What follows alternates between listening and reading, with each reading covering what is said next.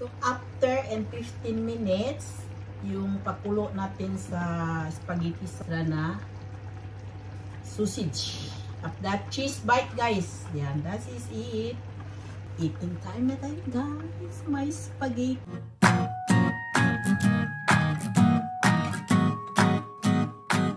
So, good evening, guys. I'm home. I'm making family dinner, just as simple, guys. I'm making spaghetti. So, nagpakulo na akong buhat tubig, guys, with salt and oil. So, mayroon tayong 300 gram na spaghetti, guys. This is it. So, ipakulo lang natin. Ang gawin ko, putulin ko para madali siyang ano. Kasi hindi siya magkasya dito, guys. Ganun mo lang. Yan. And then, gawin na natin yan mamaya. So, ito na, guys. Pinakulo ko na yan with 15 minutes. Mag-alarm tayo, guys. Gumamit tayong alarm dito in 10 minutes. And then, ang next natin gawin, mayroon akong onion. So, i-fry natin yung onion in hot. Mayroon natin hot oil dito. So, ilagay natin yung onion. Dahil mainit ang onion. Mainit na yung oil natin. And then, yung ginger, garlic, guys. Napakasimple lang, guys, itong luto natin. Madalian. Dahil kauwi ko lang na rin ng trabaho. Yan. I-fry lang natin kaunti until the onion and garlic brown. So, that's it. So, ito na, guys. I-ano natin yung, yung minced pork, guys. 400 gram. Ito na, guys, yung minced pork natin. Ilagay lang natin dito. Yan. And then, i-fry lang natin ito until the change color. And then, natin yung pasta natin, guys, yung noodle, spaghetti natin.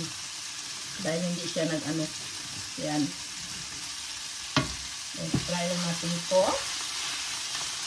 Of course, gumamit tayo ng salt. And, salt. Tansya-tansya lang ito, guys, dahil mamadalian. Ay, gutom na gutom ako galing trabaho, guys. That is like here in Norway. Malamig pa sa labas. Ganyan. Ito na, lagyan ko na siya ng pepper powder. Tansya-tansya rin, nasa sa inyo. Mayroon ako ng parsley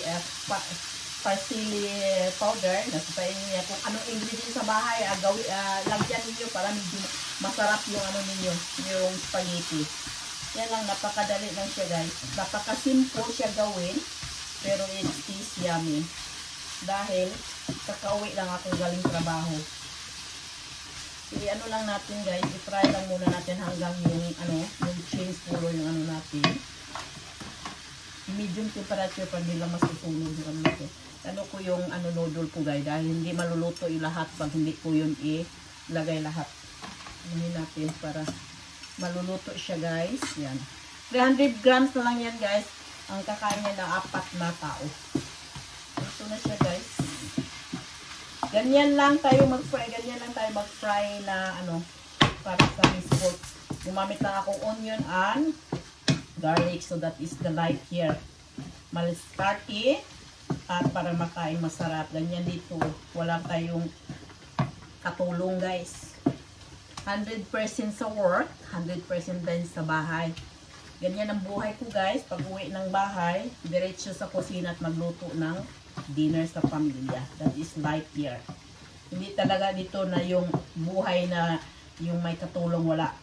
At yung talagang namadalian, yung talagang yung bang di ka basta-basta lang na yan. Ito na yan siya. Try lang natin para maano siya yung natin. Yan. Continue lang pagpa-fry at ito yung pinakulo ko. Tingnan natin within 10 minutes kung maluto yung noodle. Usually, yung spaghetti noodle usually is almost 15 minutes yan. So, yan. Ito lang yan, guys. So, ito na. Nag-change na yung color. Ang gawin natin, mayroon akong basilico barilla na sauce. Lagay lang natin dito, guys. Of course, haluan natin ng tubig na 1 cup. Yan.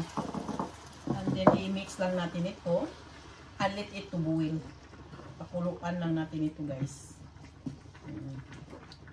Ganyan lang.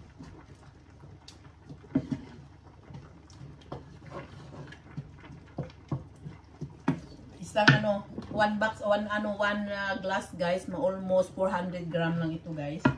Yan lang siya. At kabira lang natin. And then, pakuluin. And see you later. So, after 10 minutes, guys, na pinakuluan ko na yung sauce natin sa spaghetti, guys.